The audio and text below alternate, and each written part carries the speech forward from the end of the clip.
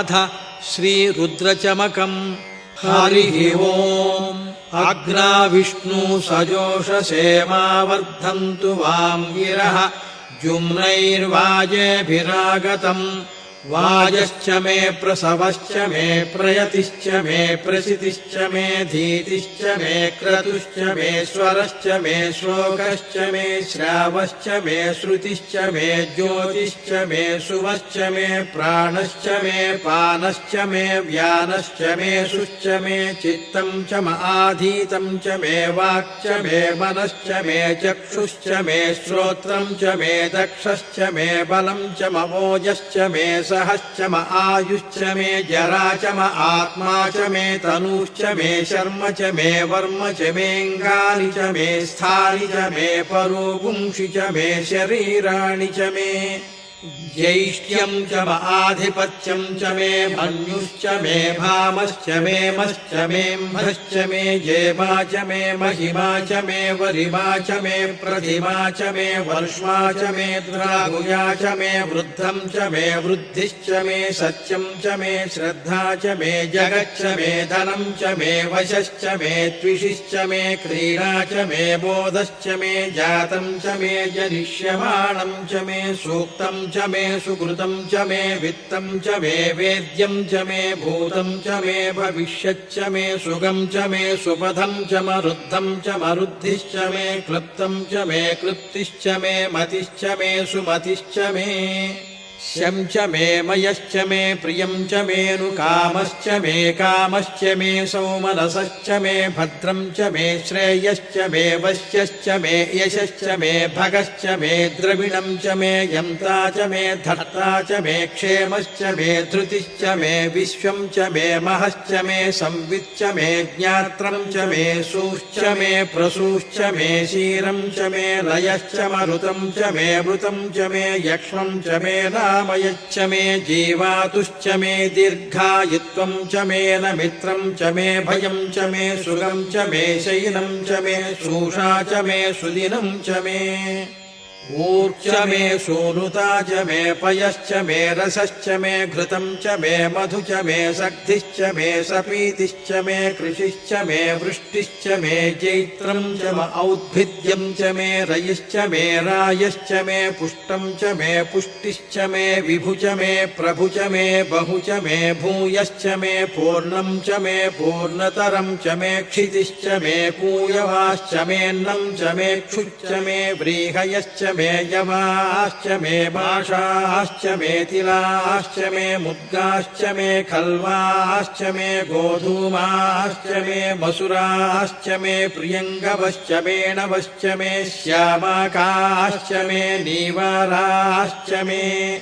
अश्वा च मे मृत्तिका च मे गिरयश्च मे पर्वताश्च मे शिखताश्च मे वनस्पतयश्च मे हिरण्यं च मे यश्च मे शीसं च मे त्रपुश्च मे श्यामं च मे लोहं च मे अग्निश्च म आपश्च मे विरुधश्च ममोषधयश्च मे कृष्टपच्यं च मे कृष्टपच्यं च मे ग्राम्याश्च मे पशव आरण्याश्च यज्ञेन कल्पन्तां वित्तं च मे वित्तिश्च मे भूतं च मे भूतिश्च मे वसु च मे वसतिश्च मे कर्म च मे शक्तिश्च मेऽर्थश्च म एमश्च म इतिश्च मे गतिश्च मे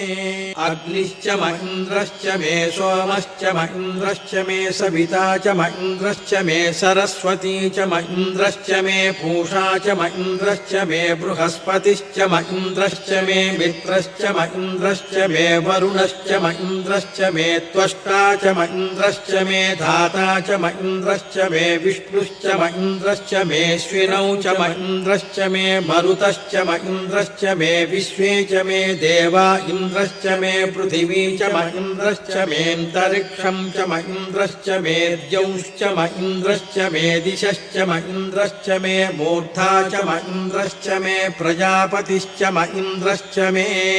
आगुंसुश्च मे रश्मिश्च मेधाभ्यश्च मेधिपतिश्च मगुपागुंसुश्च मेऽन्तर्यामश्च म ऐन्द्रवायवश्च मे मैत्रावरुणश्च म आश्विनश्च मे प्रतिप्रस्थानश्च मे शुक्रश्च मे मन्थी च म आग्रयणश्च मे वैश्वदेवश्च मे ध्रुवश्च मे वैश्वानरश्च म ऋतुग्रहाश्च मे जिग्राह्याश्च म ऐन्द्राग्नश्च मे वैश्वदेवश्च मे मरुत्वतीयाश्च मे माहेन्द्रश्च म आदित्यश्च मे सावित्रश्च मे सारस्वतश्च मे पौष्णश्च मे पार्थिवतश्च मे हारियोजनश्च मे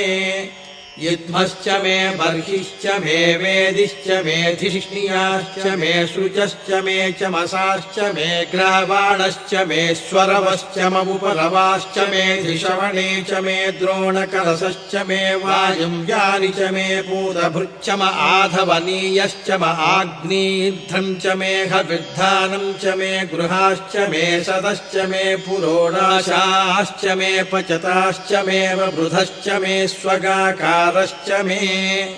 अग्निश्च मे घर्मश्च मेऽर्कश्च मे सूर्यश्च मे प्राणश्च मेऽश्वमेधश्च मे पृथिवी च मे दितिश्च मे द्यौश्च मे शक्वरीरङ्गुलयोदिशश्च मे यज्ञेन कल्पन्तामृक् च मे साम च मे स्तोमश्च मे यजुश्च मे दीक्षा च मे तपश्च म ऋतुश्च मे व्रतं च मे होरात्रयोर्वृष्ट्या बृहद्रथन्तरे च मे यज्ञेन कल्पेत